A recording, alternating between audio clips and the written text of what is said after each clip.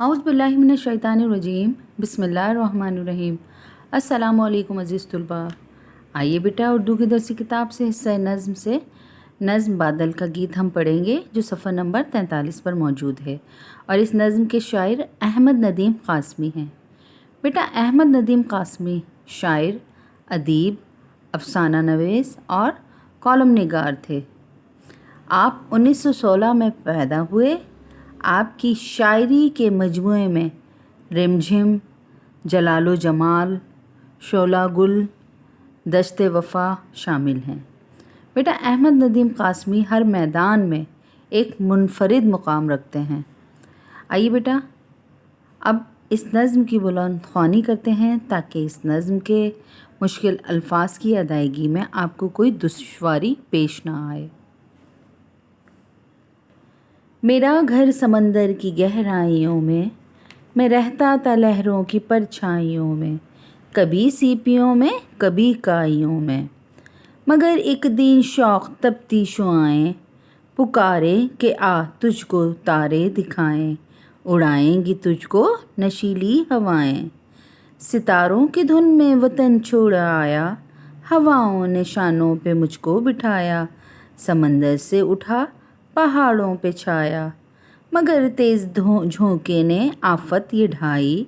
मुझे एक पर्वत की चोटी दिखाई, कहा इससे लड़कर दिखा मेरे भाई।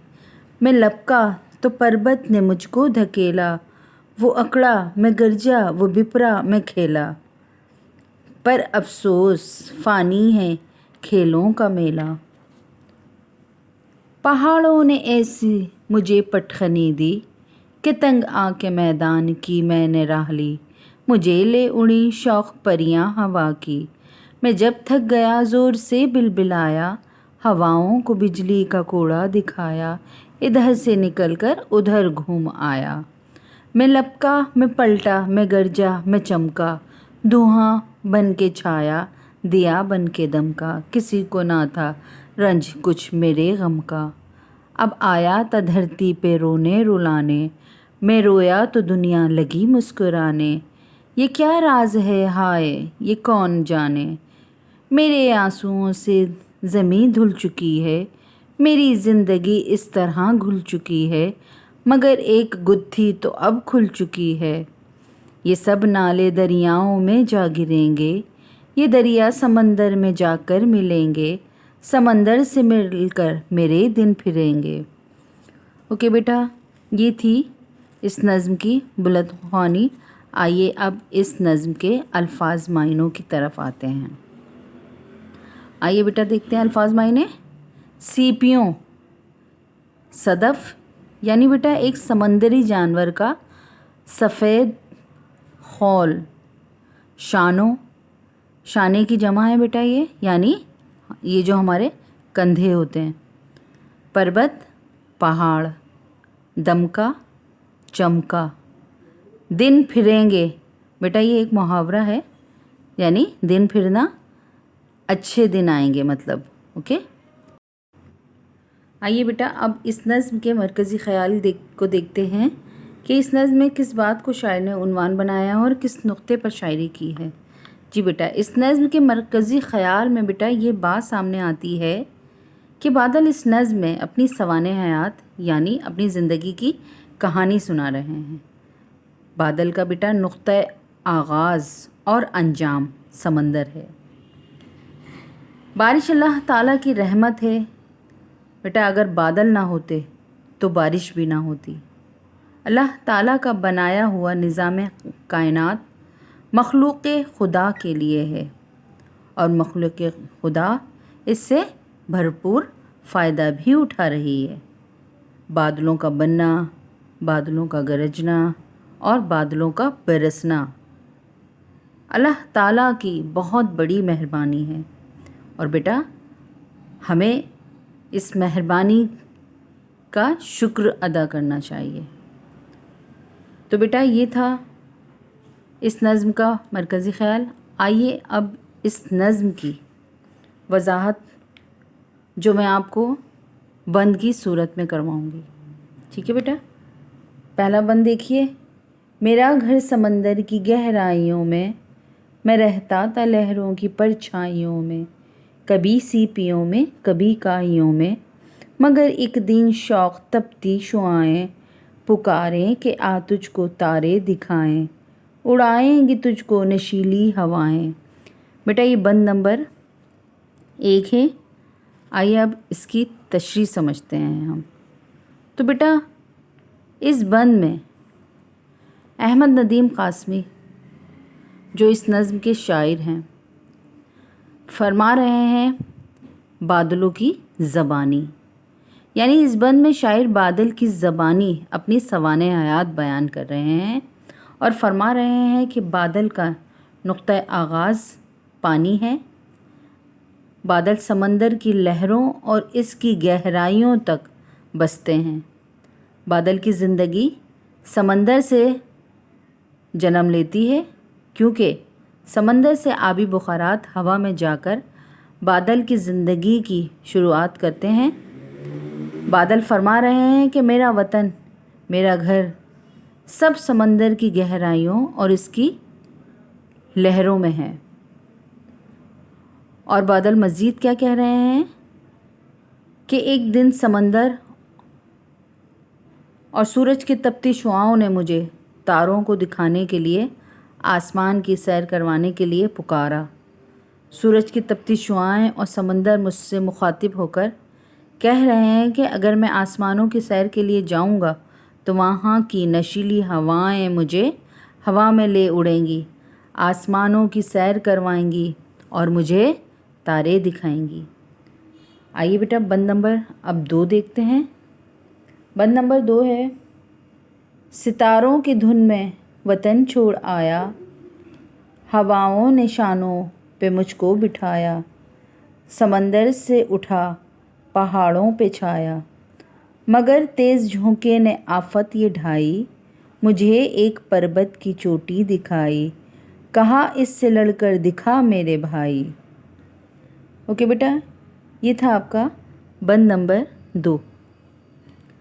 بیٹا بند نمبر 2 میں بادل کہہ رہے ہیں کہ ستاروں کو دیکھنے کی لگن میں نے اپنا وطن چھوڑ دیا، آسمان کی سیر کے لیے میں اپنا گھر چھوڑ کر آیا تو آسمانوں پر ہواؤں نے مجھے اپنے شانوں پر بٹھا کر سہارا دیا، ستارے دکھائے اور سیر کرتے کرتے میں پہاڑوں پر چھا گیا۔ اور مزید بادل کہہ رہے ہیں کہ ایک ہوا کے تیز جھونکے نے مجھ پر مصیبت ڈھا دی، یعنی مصیبت ڈال دی، مجھے ایک پہاڑ سے اٹھا کر دوسرے پہاڑ کی چوٹی پر دھکیل دیا اور پھر مجھ سے مخاطب ہو کر کہا کہ میرے بھائی اب اس تیز جھونکی اور ان پہاڑوں کی چوٹیوں سے لڑ کر دکھاؤ، لہٰذا میرے لیے ان چوٹیوں پر رہنا مشکل ہو گیا۔ آئیے اب بیٹا بند نمبر 3 دیکھتے ہیں۔ بند نمبر 3 ہے، میں لپکا تو پربت نے مجھ کو دھکیلا، وہ اکڑا میں گرجا وہ بپھرا میں کھیلا، پر افسوس فانی ہے کھیلوں کا میلہ، پہاڑوں نے مجھے پٹخنی دی کہ تنگ آ کے میدان کی میں نے راہ لی، مجھے لے اڑی شوق پریاں ہوا کی۔ بند نمبر 3 میں بیٹا شاعر بادل بن کر کہہ رہے ہیں کہ میں جب پہاڑ کی طرف بڑھا تو پہاڑوں نے مجھے دھکیلنا شروع کر دیا، پھر وہ اکڑا تو میں گرجا، میں نے غصہ کیا اور میں آپے سے باہر ہو گیا، مجھ سے لڑنا شروع ہو گیا۔ اب تھوڑی ہی دیر تک بادلوں اور پہاڑوں کا یہ کھیل جاری رہا، لیکن افسوس کہ ایک وقت یہ کھیل ختم ہو جانا تھا اور یہ کھیل ختم ہو گیا۔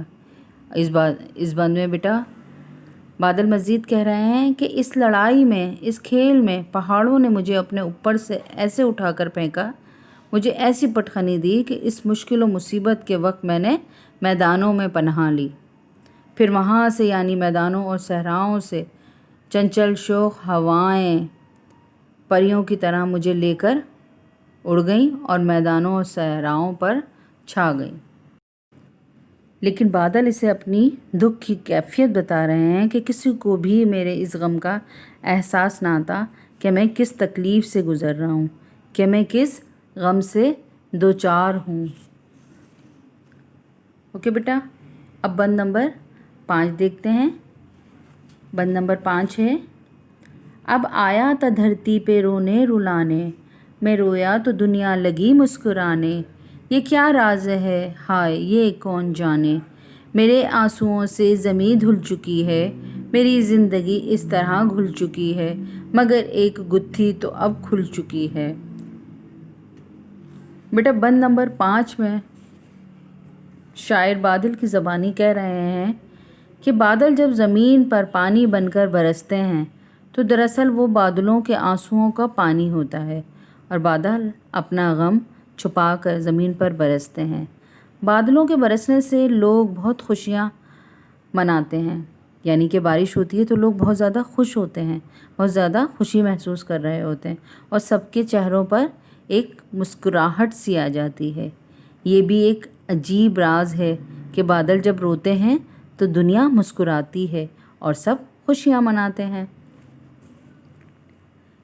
بادل کہہ رہے ہیں کہ میرے آنسوؤں سے، یعنی کہ جب میں روتا ہوں تو میرے آنسوؤں سے ہر چیز دھل کر صاف ستھری ہو جاتی ہے، یعنی جب بارش ہوتی ہے تو بارش کے پانی سے جب زمین پر جو بھی چیز ہوتی ہے وہ سب بیٹا دھل کر نکھر جاتی ہے اور صاف ہو جاتی ہے، سب کچھ نکھرا نکھرا سا لگنے لگ جاتا ہے۔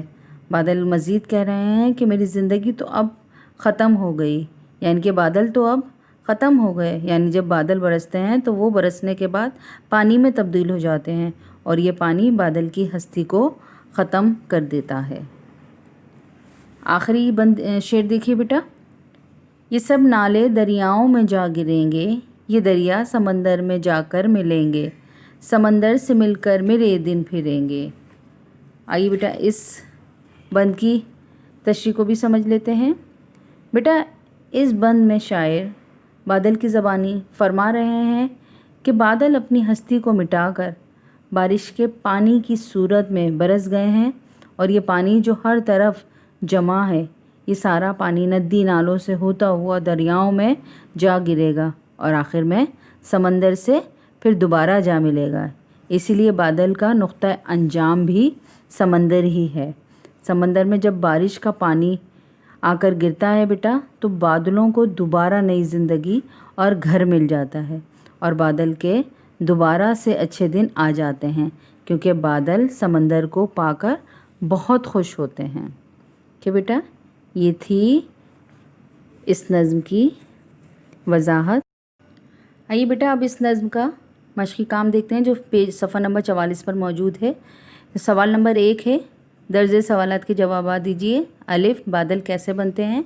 جی ہاں بیٹا، سورج کی تیز تپتی شعاؤں کی وجہ سے سمندر کا پانی بھاپ بن کر اوپر اڑتا ہے اور آبی بخارات بنتے ہیں، اور یہی آبی بخارات بادل بناتے ہیں۔ اوکے بیٹا، بادلوں کا پہلا گھر کہاں تھا؟ بادلوں کا پہلا گھر سمندر میں تھا۔ بادل آخر میں کس طرح سمندر میں گریں گے؟ بادل بارش برساتے ہیں اور وہ بارش کا پانی ندی نالوں اور دریاؤں سے ہوتا ہوا سمندر میں جا گرتا ہے، اس طرح بادل آخر میں سمندر میں جا گرتے ہیں۔ اس نظم سے بیٹا ہمیں کیا سبق ملتا ہے؟ اس نظم سے ہمیں یہ سبق ملتا ہے کہ بادل کا بننا اور بارش کا برسنا اللہ کی رحمت ہے اور نظام کائنات اللہ کی مخلوق کے لیے، اور اس نظام سے مخلوق خدا فائدہ بھی اٹھا رہی ہے، لیکن یہ بھی حقیقت ہے کہ یہ دنیا اور اس میں موجود ہر چیز فانی ہے اور یہ سب ایک دن ختم ہو جانا ہے۔ اوکے بیٹا، یہ دیکھیے اس نظم میں کون کون سے لفظ ردیف کے طور پر آئے ہیں۔ تو میں، چکی ہے اور یہ سب ریپیٹیشن ہوئی ہے، ان کو بار بار دہرایا گیا ہے، لہٰذا یہ اس نظم کے ردیف ہیں۔ سوال نمبر 2 دیکھیے، اس نظم میں بادل نے جو کچھ کہا ہے وہ اپنے الفاظ میں لکھیے۔ یہ ایک طرح سے آپ کا خلاصہ ہوگا، آپ اس سوال کو خلاصے کی صورت میں کیجیے گا۔ سوال نمبر 3، نظم بادل کا گیت کے مطابق پہلی سطر میں دیے ہوئے لفظ کو دوسری سطر کے مناسب لفظوں سے ملائیے۔ تو بیٹا سمندر گہرائیاں، پربت چوٹی، تپتی شعاعیں، شوق پریاں، کھیل میلہ، بجلی کوڑا۔ سوال نمبر 4 میں بیٹا آپ اعراب لگائیں گے، جسے پیر زبر پر، بیت زبر بت، پربت۔ سوال نمبر 5 میں آپ کو کالم الف کے مصروں کو کالم بے کے مصروں سے ملانا ہے۔ یہ مشق بیٹا آپ بلند خوانی کریں گے تو آسانی سے کر سکیں گے۔ اوکے بیٹا، آپ تفویض کار سمجھ لیجئے۔ سب سے پہلے آپ سبق کا نظم کا ٹائٹل پیج بنائیں گے، اس کے بعد آپ الفاظ معنی لکھیں گے اور پھر مرکزی خیال کر کے تمام بند کی تشریحات کریں گے اور آخر میں مشقی کام کریں گے۔ اوکے بیٹا، امید ہے کہ اس سبق اور اس کا تمام کام آپ کو اچھی طرح سمجھ میں آ گیا ہوگا۔ پھر ملاقات ہوگی نئے سبق کے ساتھ۔ اللہ حافظ۔